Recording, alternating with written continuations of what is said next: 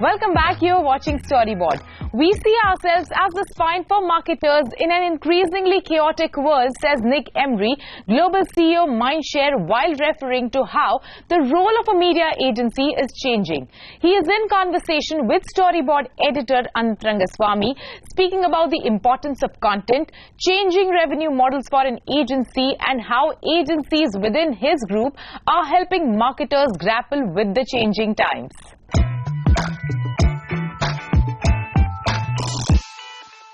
Nick, thank you for talking to us. Thank you. To begin with, you've been embarking on this journey trying to transform your company from being an agency to a consultant.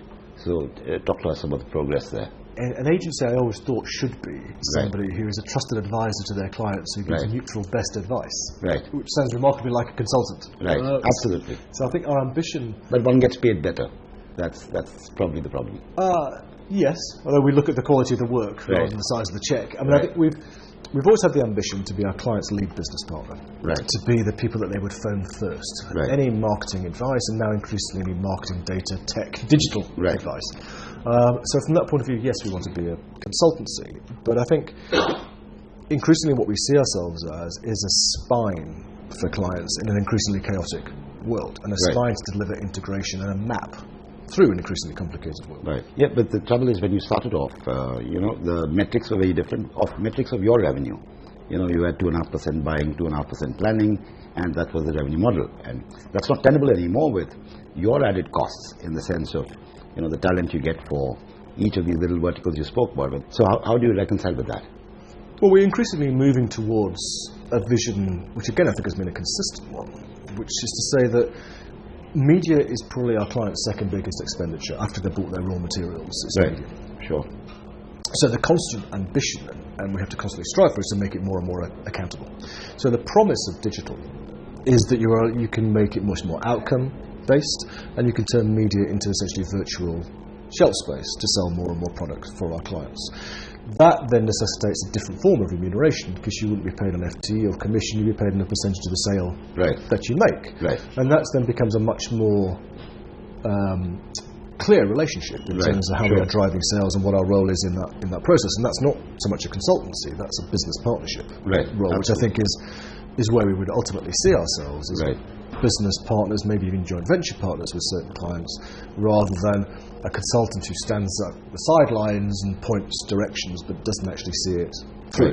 We're a partner for our clients through thick and thin, good times and bad times, about how we can react to that. Sure, but are you seeing traction with on the client side with a percentage based or remuneration, based on outcomes? Are you seeing traction on clients? Yes, we're seeing much more openness to it. We're seeing it happen much more on a market level. Not so much yet a big unified global assignment like that, but I think that will come. I think the reviews, if there are any over the next 12, 24 months, which I'm sure there will. One of the challenges is that as the media gets more and more complex in terms of the number of offerings, the number of, shall we say, sub-verticals and so on and so forth, the marketer's got a lot more to do suddenly, compared to, say, the marketer in 1997 who didn't have much to do. You made a presentation once a quarter and that was over. So that is both time and effort on your part to engage with the marketer and keep him educated, keep him trained, and so on and so forth. So how do you navigate that area? Well, that's true. We're seeing a growing number of 24-hour clients, where we are monitoring and adapting and changing and reacting to circumstances on a 24-hour basis, where we're working in shifts. So we have to react to it in lots of, many different ways in terms of how those clients work. But we talked about this before. We are to some extent like you. We are journalists. We launch a story, we launch a brand or a campaign. We have to track that story. We have to see how it goes up and how it goes down, how you react to it, what different messages, what different copy you need to update, and that involves different skills and different ways of working. The two of the areas that Mindshare is spending a lot of time on. One is content, one is data. So carry me through your focus on data. That is Nick Emery's focus on data, on content first. How much time do you spend on it? How important do you think it is for Mindshare to be in the content business? It's important because it's important for our clients. Right. Now, the content business has lots of different Absolutely. There is sponsorship, there is entertainment, there's program creation. Where a lot of emphasis is on now is on micro content. So as we begin to build our biddable practice and our programmatic practice, and we have 24-hour shifts and live campaigns, then the need for quick, immediate, reactive and proactive content comes into play. So in the industry, it's, you've got a Group M view. Within a Group M, you've got a subset, you've got a Mindshare view, you've got a Maxis view, and then you've got a competition view. There are lots of views on where how measurement should be done or what consumers should be targeted.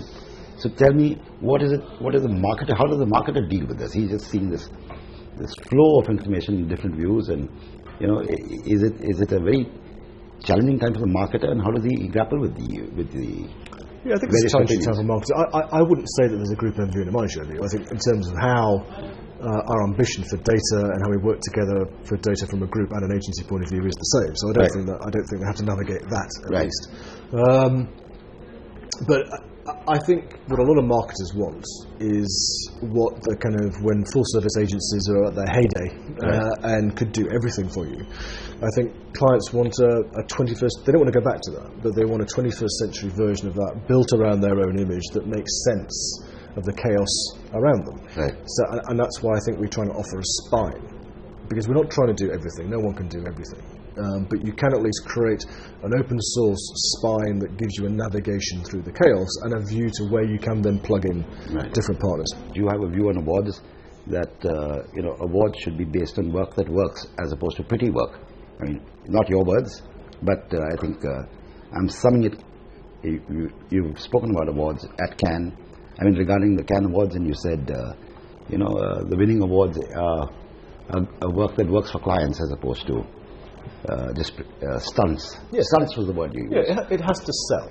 Right. And it has to be effective. Right. And it can't just so be... is that an FEs or is that a Cannes winner? I mean, that's what got me a little confused. Well, I'll have my medals in Cannes. But I think you see an awful lot of hyperbole generally in awards.